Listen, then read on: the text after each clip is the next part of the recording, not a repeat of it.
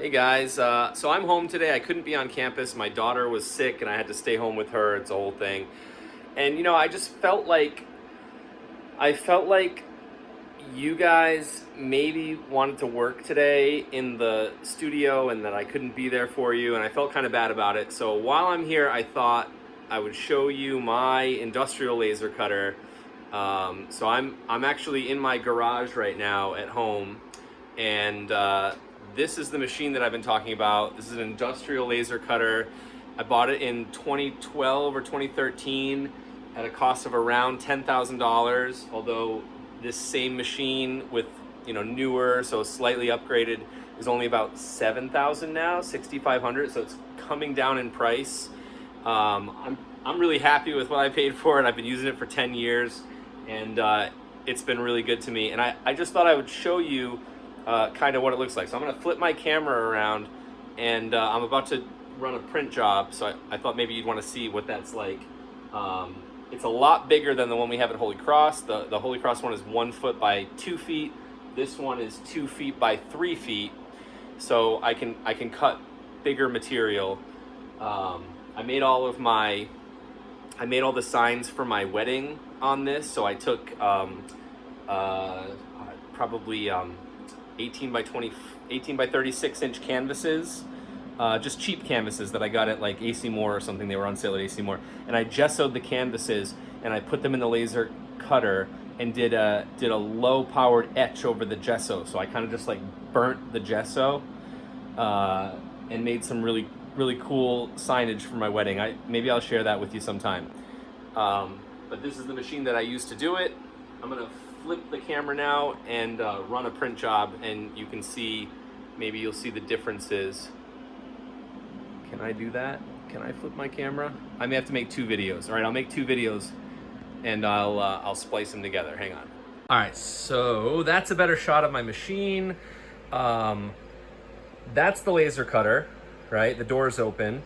I've got a laptop over here that I've been using for the past 10 years to run this laser cutter. The screen doesn't work anymore, so I have an external monitor that's just sort of mounted to my shelf back there. I could replace the computer, but it was kind of a pain to get the drivers to work, and I've been sort of just putting it off. So that's the story behind that.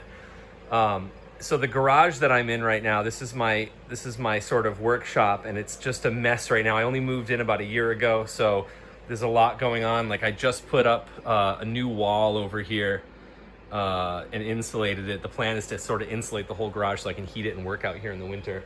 But we won't talk about that. Let's just look at the laser cutter. So the software that I use is a little bit different from what you guys see. This one, instead of printing directly from Illustrator, it has dedicated software. So you load what you're gonna cut into the software here, and you can adjust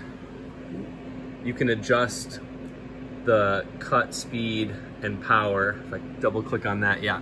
So I can adjust the speed and the power and some other settings. I actually prefer this interface over the one that we have on the Epilog Zing that we have at Holy Cross. It's not as intuitive.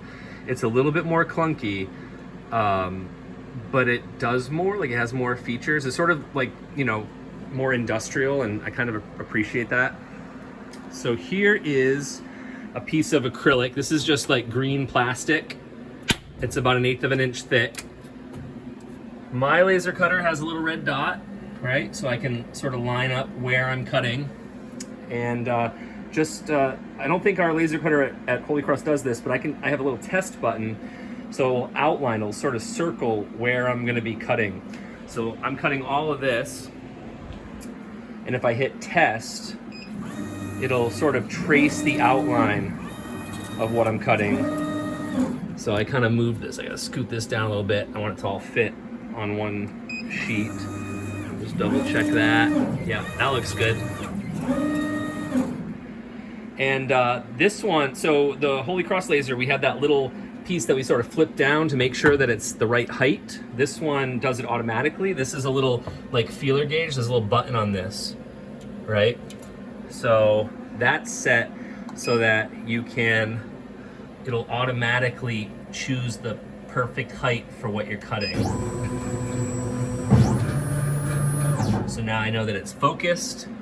I can shut the door. I have to turn on the blower. Hang on one second. I gotta turn the blower on. Yeah, this is gonna get loud.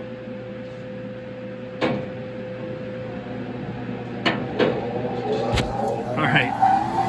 And now I can run the print job. I've got an industrial blower here that's tied into a chimney. So this goes out to a chimney that shoots up past the roof line, which is great because then I don't get the smell in the yard and around the house because the chimney goes up really high. So the previous owner of my house had a wood stove in here. I repurposed the chimney so that I could vent my laser cutter out and up away from the garage and away from the house, so I don't get the acrylic smell because I'm cutting acrylic right now. So if I hit start, it's gonna go in and start cutting.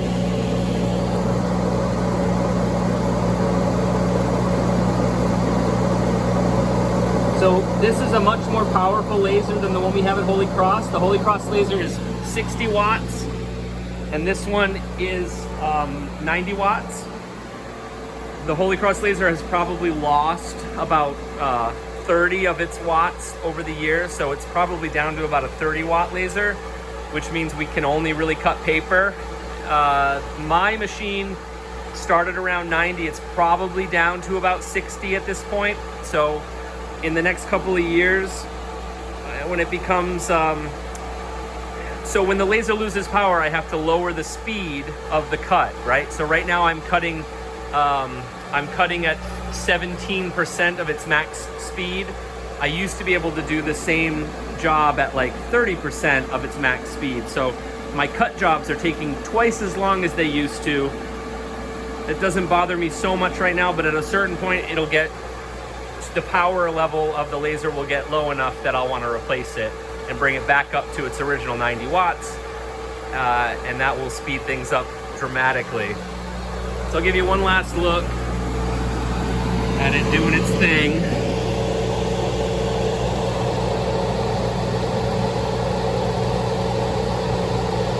And that's my laser cutter.